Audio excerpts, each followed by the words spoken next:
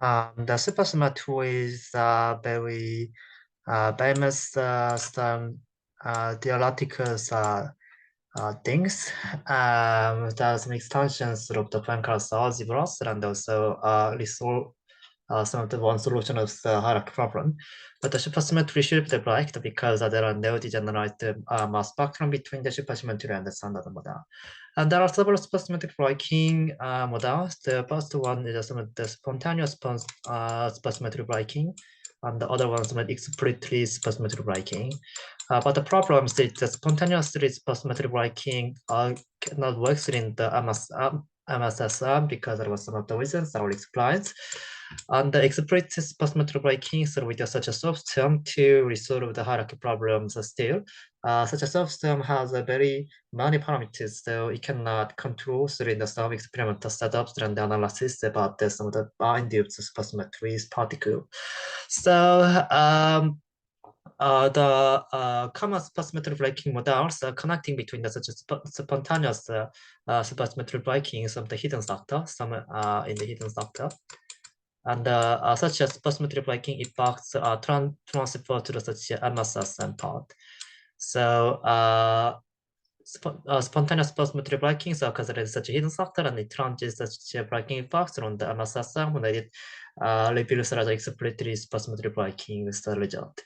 So it is called as separate supersymmetric breaking structures or mediated supersymmetric breakings. And today I will talk about such some of the one areas of the supersymmetric breaking model. So first of all, why the spontaneously supersymmetric breaking cannot work in the mass system? It's because of some of the supertrized mass sum rule. In the tree level, the mass spectrum of the particle satisfied such as supertrized rule. I will explain it very briefly in here. There are some superpotentials W, and from the superpotentials, we can define some of the color potential by the sum of the first derivatives of the potentials. It is the sum of the accelerated Fi, and the square of the Fi gives the scalar potential. And the quadratic derivatives of the potentials gives the Barrow-Mills mass matrix. So from the potential, we can determine the sum of the Barrow-Mills mass and also scalar mass. And such as scalar and the Barrow-Mills are related because such Barrow-Mills and the scalar component coming from the one color shift field. So is such a Barrow-Mills mass matrix and the scalar mass matrix is correlated. So by using the such correlations, if we define this Shepard-Trice, then the summation of the Shepard-Trice should be equal to 0 because twice of the scalar mass matrix and twice of the Barrow mass matrix has such a relation, MS is equal to the multiplication of the two, factor of the two in front of the Barrow-Mills mass matrix. So if we define the Shepard-Trice as some relative sign, different sign for the integer spin and the half integer spin, and the 2j is plus 1 factors for the spin j, and the spin j mass matrix, and the summations about the order j, such as Shepard-Trice should be equal to the choose. It is just a very simple derivation of the Shepard-Trice mass sum rule. We only consider the spin 1 half Barrow-Mills and the spin j class in here, but it can be generalized to some of the contain this spin ones the gauge boson. So the scalar views and the mass matrix can be obtained by the such a superpotential related with some derivatives of the superpotential. And also there are some of these terms because to include such a vector component, vector component coming from the vector superfield, there are vector gauge bosons and also gauge news. And there are additional Barrow-Mills structures in the vector superfield, so we should calculate against for the Barrow-Mills too. So Barrow-Mills is also coming from the summation superpotentials part, which is considered by the color superfields, and the other ones are coming from the vector superfield part. and also vector component coming from the some of the vector superfield. So also the such as scalars and the fermions and the vectors mass matrix are all correlated.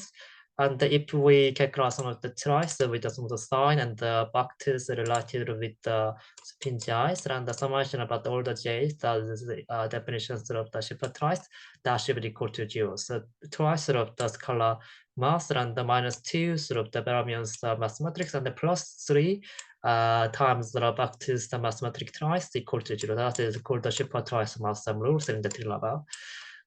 Such a Shepard twice mass sum rules only satisfy the spontaneous supersymmetry breaking because there are no explicitly supersymmetry breaking terms in the spontaneous breaking. But if there are some additional explicitly supersymmetry breaking term, then the such a mass sum rule does not hold. So now let's consider some of the spontaneous supersymmetry breaking. In this condition, the mass sum rule should be satisfied, but the result is spontaneous supersymmetry breaking is impossible in the mass sum. From the mass sum rule, we can know that there are two fermion parts. No, there are the fermion part and the back groups 2 and the minus. And there are superfermions. In this case, 3 electrons and electron. That is the mass sum rule for the only the spin 0 and spin 1/2. It means that the mass of the 3 electrons should be the same with the same scale with the mass of the electrons in the tree level. So mass of the 3 electrons and the mass of the electrons should be similar scale. But the superfermions not discovered, especially the such a light fermion rather than the fermions. So that's a problem. So the one way still we solve the such a mass sum rules with the spontaneous supersymmetry breaking is just introduce some extra U1 charges fermions. Also the second problem of the spontaneously supersymmetry breaking is that there is no gauginess mass. They cannot provide the gauginess mass. But the explicit case, there are some gauginess mass terms, there are some soft term. Because there are no single last gauginess coupling terms in the spontaneous supersymmetry breaking. So we will talk about some of these mediated supersymmetry breaking with some of the hidden factor or separate factor. So the hidden factors that contains some of the supersymmetry breaking term. Especially some of the spontaneous supersymmetry breaking. And such a supersymmetry breaking effects are transduced by the Massenza field. We will introduce some additional Massenza field. And such a breaking effect will be transduced to some of the MSSM, which is a visible factor. So such a spontaneous supersymmetry breaking the hidden factors appears as the subsum in the visible factor. The simple diagrams of such a Massenza fields transit the supersymmetry breaking effects is possible by the one loop. There are some of the visible factors some superfield, and that M is a Massenza field, and that is some of the hidden factor field. And there are some supersymmetry breaking effects on the hidden factor as the vacuum expectations of the accelerometer field D or R. So from that, the such a V in the visible factor, for example, the substorm has some of the mass scale. Such a substorm mass scale can be determined by the some values in this loop diagram. But there are two couplings, Z between the V hidden factor, visible factor, mass sensor, and the hidden. So there are G scarce couplings appear. And there are some supersymmetry breaking scale lambda scales in here, and Massen's as mediated as appears in denominators capital R mass in the mass. So that is some typical case of the soft mass from the such a mediated supersymmetry breaking. There are two biomass mediated supersymmetry breaking. The first one is Planck scales of mediated supersymmetry breaking, so-called PMSB, and the second was gauge mediated, so-called GMSB. In the PMSB, the soft mass can be obtained by the some dimensional analysis. The app, perhaps of the accelerometer built app has a mass dimension of the 2, and it mediated by some Planck scales mass sensor. So there are some of the Planck mass scales in the denominator.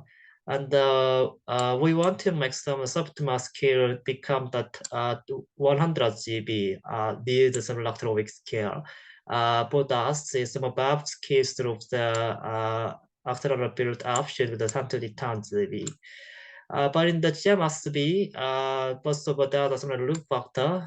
In the PMSB, there is no loop. We will assume that there are just Planck scalar mass in the field, but in the GMSB, there are some of the realistic loops appear. And there are some of the mass in the mass scales denominators there, and also there are some of the BAP scales of the accelerator built up. And also, we want to make some of the similar scales of the soft mass scales as 100 CV. And because messenger scales are smaller than the PMSB, so BAP scales of the accelerator built up is just 24 GB. So to be specific, I will talk about some of the more details about the PMSB and the GMSB. First of all, there are some of the supergravities, which is some of the local version of the supersymmetry. The original mass system is just a global symmetry. In such a local supersymmetry, there are the spin to gravitons and the corresponding superpartner spin twists with two of the gravitons appear.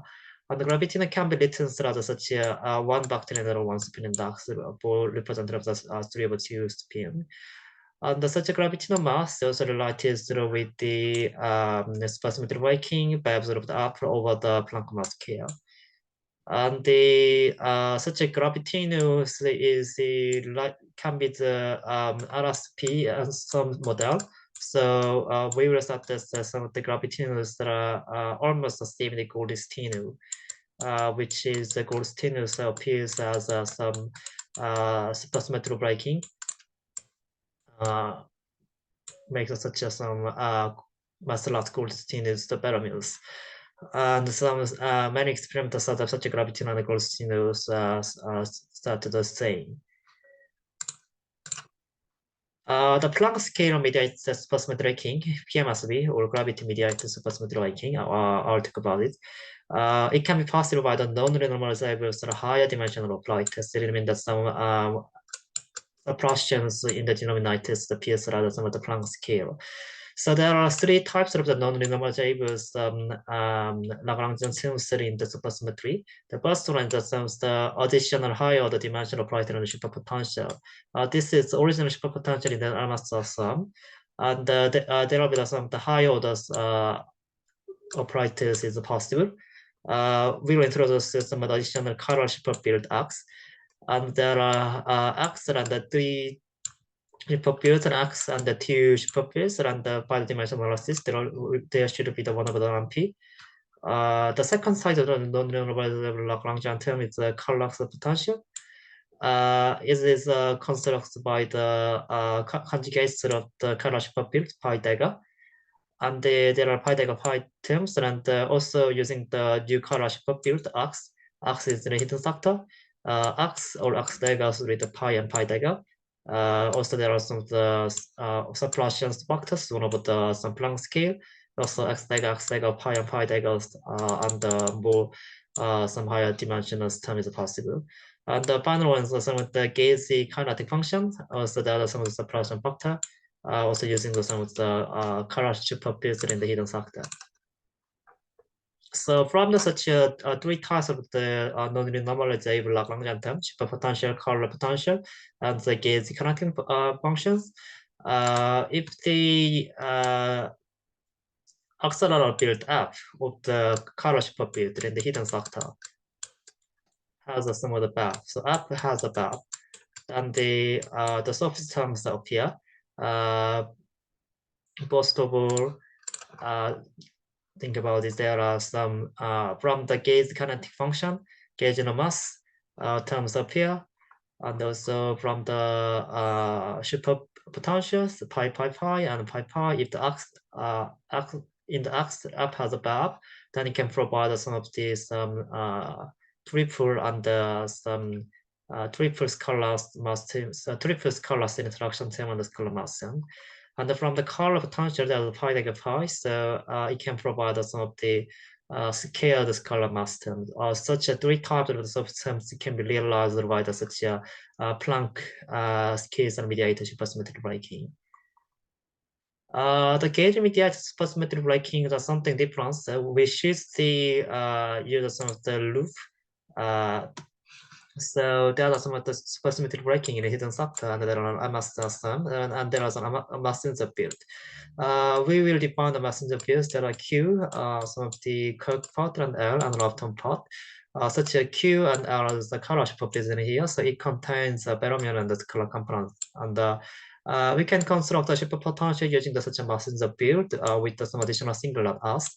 As we get the bulb, so the color components of the singular color superfields singulars S get the buff, non-zero buffs, and also the accelerobility of the singular S F get the buff, rather than maximum of the F terms of spontaneously supersymmetric breaking. And we'll construct the superpotentials as S LL bar or S QQ bar. And from that, if the S get the buff, okay, is it right? Okay, S get the buff, then it provides sort of the mass of the fermion, like that, from the superpotential term. And by calculating the scalar potential term, there are some off-diagonal term. There are some L squares and F squares, but also there are some of the cross term between the error bars, so that there are mass matrix of the scalar term.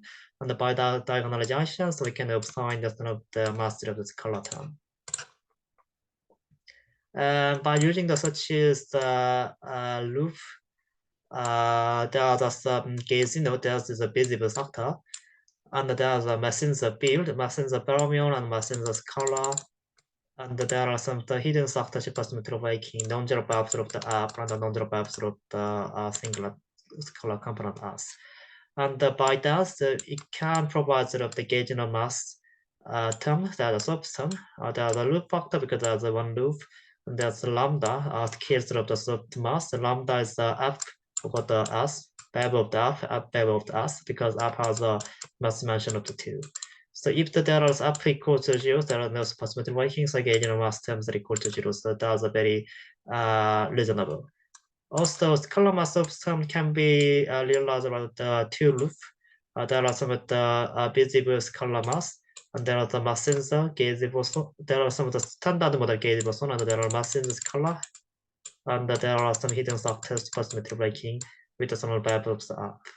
So the scalar mass subsum, there will be some scales of the scale, and the loop factors multiply that twice in here. And there are also other mediated supersymmetric breaking model. One is extra dimensional supersymmetric breaking. Some supersymmetric breakings occur some of the hidden blinds in the multi-dimension, and some of the size of the 5-dimensional and the 5-dimensional Planck scale determine the subsystem mass scale. Also, there are some anomaly mediated supersymmetric breaking. Anomaly violation of the local supersymmetry conforms the symmetries to make the such supersymmetric breaking and the mediated to the MSS.